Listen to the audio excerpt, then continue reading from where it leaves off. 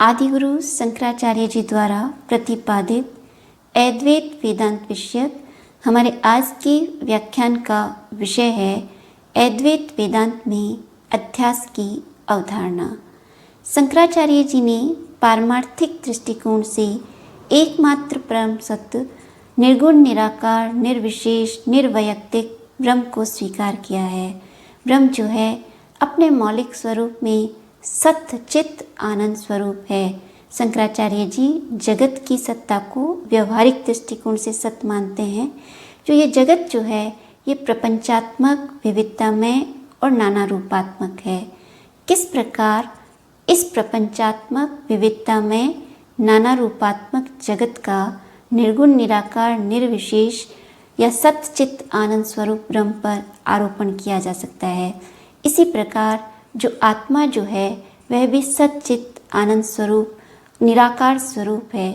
उस सच्चित आनंद स्वरूप आत्मा पर शरीर मन बुद्धि इंद्रियों आदि का आरोपण किस प्रकार संभव है, क्योंकि ब्रह्म और जगत आत्मा और जो शरीर हैं ये परस्पर विरोधी स्वभाव वाले हैं। इनका जो स्वभाव जो है वह प्रकाश और अंधकार की भांति एक दूसरे से पूर्णतया विपरीत है।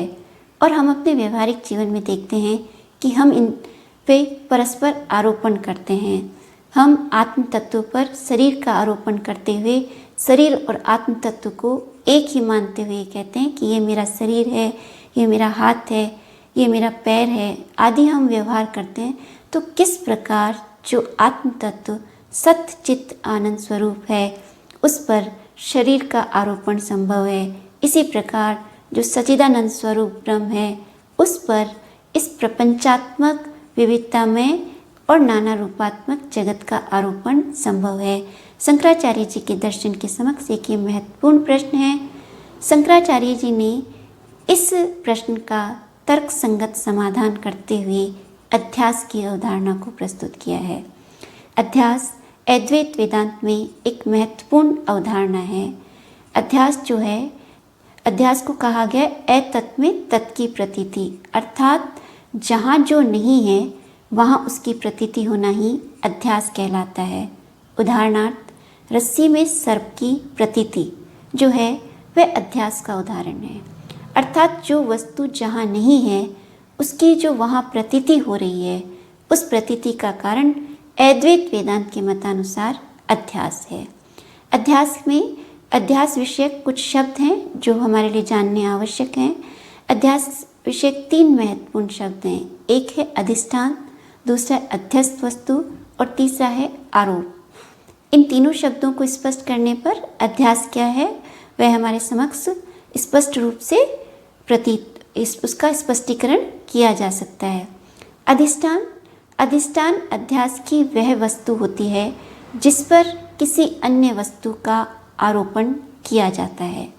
उदाहरणार्थ जैसे हमने कहा कि रस्सी में सर्प की प्रतीति, तो यहाँ जो रस्सी है वह क्या है अधिष्ठान, क्योंकि इस पर हम जो है किसका आरोपण कर रहे हैं सर्प का।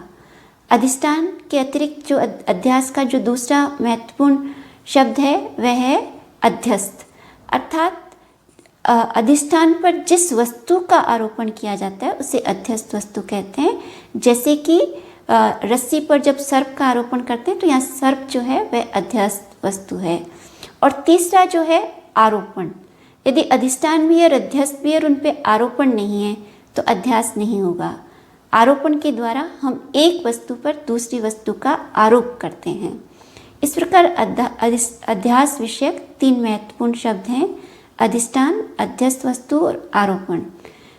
उदाहरणार्थ जैसे कि रस्सी में सर्प की प्रतीति, इस उदाहरण में जो रस्सी है वह अधिष्ठान वस्तु है, सर्प जो है वह अध्यस्त वस्तु है और जो रस्सी में हमें सर्प की प्रतीति हो रही है वह उस आरोपण के कारण ही हो रही है।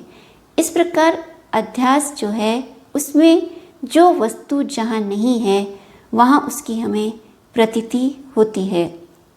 शंकराचार्य जी के मतानुसार जो ब्रह्म सत्य चित्त आनंद स्वरूप या निर्गुण निराकार निर्विशेष निर्वैयक्तिक सत्ता है उस पर इस प्रपंचात्मक विविधता में नाना रूपात्मक जगत की जो हमें प्रतीति हो रही है, ये प्रतीति अध्यास के कारण ही हो रही है।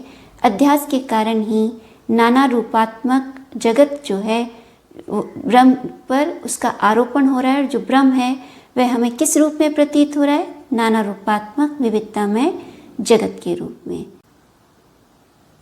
शंकराचार्य जी के मतानुसार जो ये अध्यास है, इस अध्यास का कारण अविद्या है। अविद्या के कारण ही किसी वस्तु के वास्तविक स्वरूप को, जो अध्यास की प्रक्रिया होती है, उसमें आरोपित हुआ प्रतीत होता है। वस्तुतः वास्तविकता ये है कि उस वस्तु के स्वरूप में अणु मात्र भी परिवर्तन नहीं होता। वस्तु अपने वास्तविक स्वरूप में ही विद्यमान होती है, किंतु अध्यास के कारण हमें एक वस्तु पर दूसरी वस्तु का आरोपण जो है वह प्रतीत होता है, और इस अध्यास का जो कारण है वह अविद्या है। अविद्या के कारण ही सच्चित आनंद स्वरूप ब्रह्म पर नाना रूपात्मक विविधता में जगत और जीव की प्रतीति हमें होती है, किंतु इससे जो ब्रह्म का जो वास्तविक स्वरूप है वह अणु मात्र भी परिवर्तित नहीं होता, केवल इसकी हमें प्रतीति होती है। जिस प्रकार हमने जो अध्यास का उदाहरण रस्सी में सर्प की प्रतीति है, रस्सी पर जो सर्प का आरोपण किया जा रहा है, इस आरोपण से रस्सी के वास्तविक या मौलिक स्वरूप में कोई परिवर्तन नहीं होता, किंतु अध्यास की अवस्था में हमें यह प्रतीत होता है कि रस्सी जो है वह सर्प है।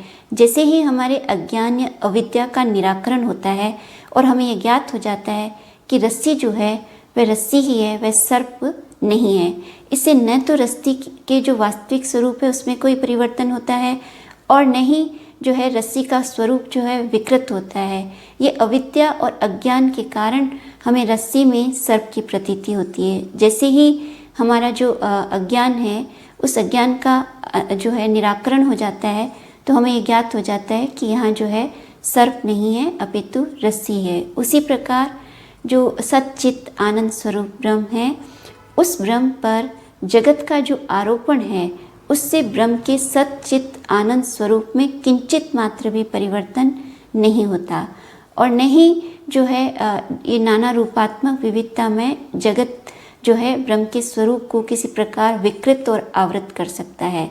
किंतु अविद्या के कारण हमें सच्चित आनंद स्वरूप ब्रह्म के स्थान पर ये नाना रूपात्मक विविधता में प्रपंचात्मक जगत की अनुभूति होती है। जैसे ही जीव को अपने ब्रह्म स्वरूप का ज्ञान होकर समस्त अविद्या का निराकरण हो जाता है, तो उसे इस संसार के कण कण में सर्वत्र जो है ब्रह्म की अनुभूति होने लगती है, और एकमात्र ब्रह्म जो है उस परम सत्ता का ही वास्तविक रूप से यथार्थ स्वरूप से उसकी अनुभूति होती है। अध्यास विषयक हमारे आज के व्याख्यान से संबंधित हमारे कुछ महत्वपूर्ण प्रश्न जो हैं वो इस प्रकार हैं। अद्वैत वेदांत में अध्यास की अवधारणा को उदाहरण के द्वारा स्पष्ट कीजिए। अध्यास का कारण क्या है उसे स्पष्ट कीजिए। किस प्रकार सच्चित आनंद स्वरूप ब्रह्म पर प्रपंचात्मक विविधता में नाना रूपात्मक जगत का आरोपण संभव है, उसकी तर्कसंगत व्याख्या प्रस्तुत कीजिए। शंकराचार्य जी के दर्शन में अध्यास की अवधारणा को स्पष्ट करते हुए उसकी महत्ता को स्पष्ट कीजिए। ये हमारे आज के व्याख्यान से संबंधित कुछ महत्वपूर्ण प्रश्न हैं।